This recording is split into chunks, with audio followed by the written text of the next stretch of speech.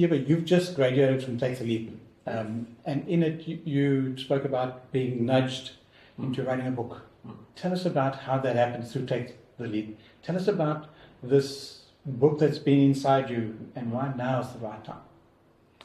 Well, okay, how do I start it? So before Take the Leap, I usually work with youth. So I always saw how youth struggle with self-confidence, and I traced that back to basically self-identity problem. So I've been wanting to reach out to youth, and I didn't know how. But I've been just jotting down some ideas, writing what I want to say to youth. But through joining the Take the Leap sort of like helped me to organize my thoughts, right? It sort of like helped me to think practically, not think big, because in my mind, I was like, I want to reach out to South African youth. How do I reach out to South African youth? Maybe I need to start this huge organization. I need to register an NPO. But then Take the Leap was like, no, you need to leave your legacy. Like leave it, not go, but live it daily, right? Because each and every person you meet, they experience you. So through that, I was nudged in a way that, okay, I need not to think big. I need to do something practical, even though I doubt it, because what I also realized that my living legacy is not for me, it's for someone else. So in that way, it also motivated me. Also the support, also how the team made me to believe in myself, right? How the team made it okay not to be perfect. I guess one of the things I wanted, to be perfect. Okay, before I leave my living legacy, I need to have this brilliant website. I need to have this team. I need to gather funding. But what the team was motivating us, it was like, it's okay not to be perfect. That is the whole purpose. So the Take the Leap sort of like nudged me in that way. I'm someone who's big in personal development. I thought I knew what I want. I listened to a lot of podcasts. I listened to a lot of seminars. But through Take the Leap, it sort of like organized everything. But most importantly, I was reminded you've been consuming a lot of knowledge, but then leave your legacy. You have to leave it. So that's what basically motivated me to write my book.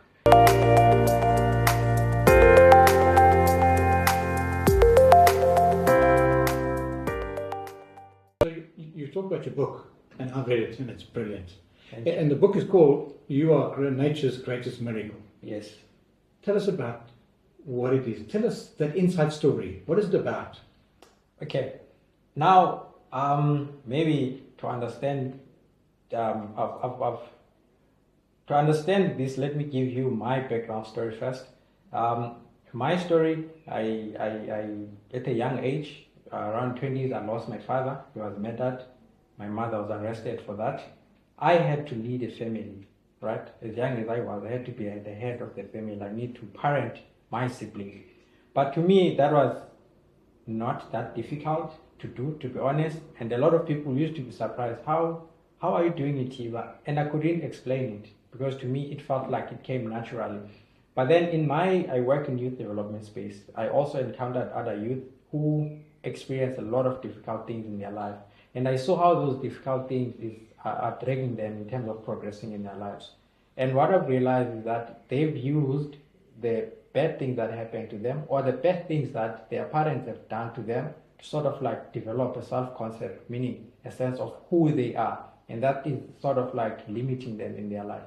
So through the book, that's why I was like, there are many other people out there. All of us, we've experienced a sort of challenge in our lives. And majority of us, we use our background, we use the mistakes of our parents, we use whatever thing that happened to us to sort of like define ourselves, meaning to develop our self-concept.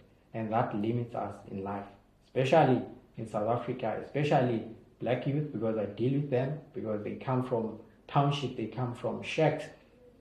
And then because they come from there, they develop this identity, and this affects them even now progressing in life. I mean, they don't have confidence in even doing interviews for work. They don't have confidence in sitting in boardrooms and sharing ideas. I deal with black women who are in business, They don't even have confidence to pitch their businesses. And then when you track that, it is because of the background and how they've used that to sort of develop a self-concept, meaning a sense of who they are. But then in this book, I'm trying to say, guaranteed everything has happened, but who are you exactly? I'm trying to remind you, who are you exactly? Meaning through this book, I'm trying to help everyone who's a reader, but mainly black youth, to develop a divine identity. I call it a divine identity. I'm intentionally. I don't want to say to sort of like understand who they are, because I can say you must know who you are, but at the same time, the way you would reference who you are, you're still going to reference to what you know about life. But in this book, I'm trying to get people to understand who are you as human outside everything else. By you being human, who are you and what does it mean to be human? What are the capabilities of being human? What is the purpose of you being human? I mean, just like any other thing that exists in life, it exists for a purpose. That is my belief. Rain exists for a purpose. Air exists for a purpose. Mosquitoes exist for a purpose. But what about human? If those things exist for a purpose, what about you as a human? Then in this book, I'm practically unpacking that so that people can be resilient in their the challenges they face in life. They can instead of focusing on what has happened to them, but they can focus on actually delivering what they are here to deliver, which also I think it links back to leaving the legacy. So yeah, that is the background from the book. So whoever is reading it, I'm hoping that they can understand what does it mean to be human. But I'm very cognizant to tell people what is it that they should get on the book. I always say, pray before you read the book. Probably God will reveal something that you need to hear from the book. Thank you very much.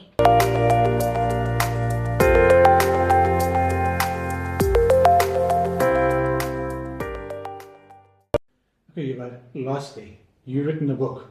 Would you want to show us the cover of the book and tell us where anybody and everybody can purchase it from? Okay, so for now the book is I still self-distribute, so I will share my WhatsApp number and then you can share to people. And I'm actually also employing you now. I'll be able to take orders through you. So people who know you, they can communicate with you and then you can communicate with me. But I'm busy working now. I'm getting it on Take a Lot and also building my own website. But for now, they can get it from you. Thank you very much. For myself, of course. And the cost of your book? It's just 180. 180. Remember, the people I'm targeting young people, even though I know everyone can benefit from it. I'm targeting young people since I made it cheap and I made it very small. No, it's not cheap. Yeah. It is a very good investment. Take it from me. I've read it. It's a good investment. So you're not spending 180, you are investing 180 Rand in your future. Thank you.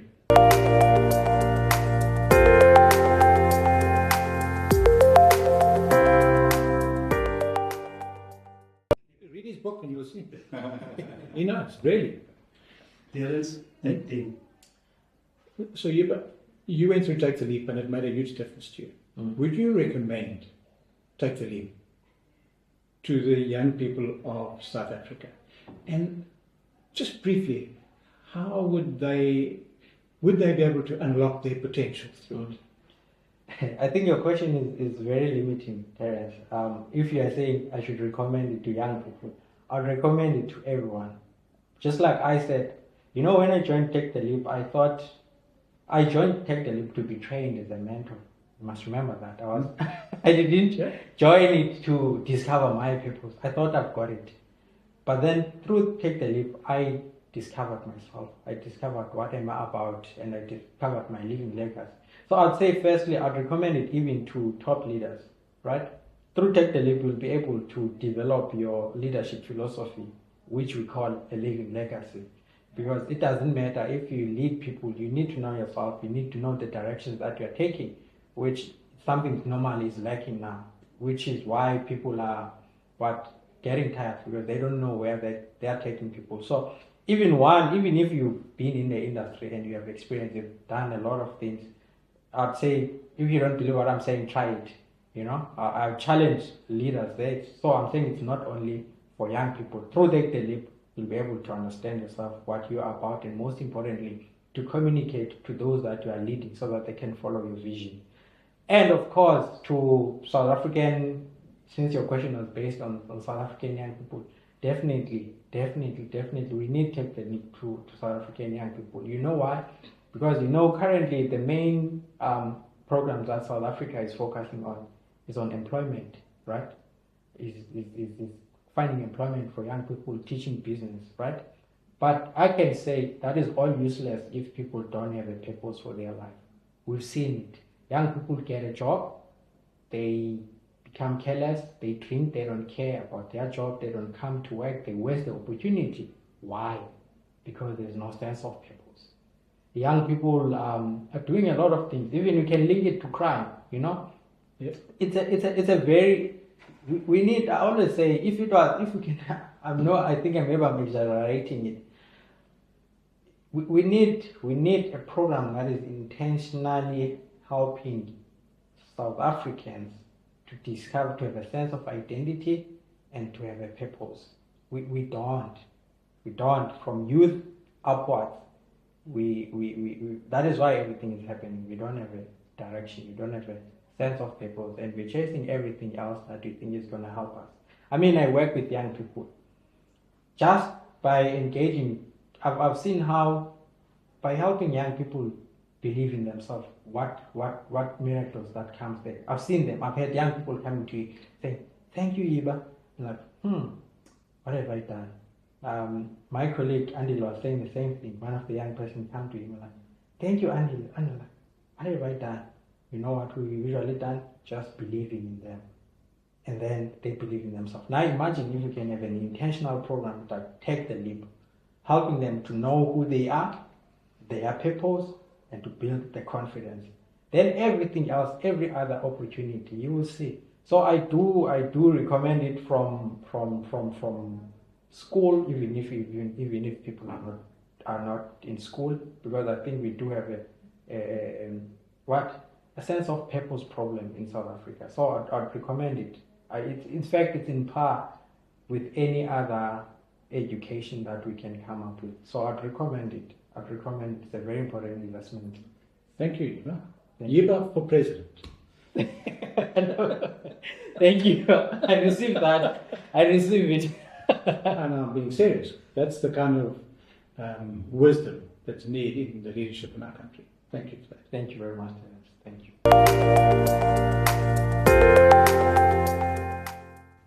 So I found that extremely interesting and uplifting and encouraging, motivating.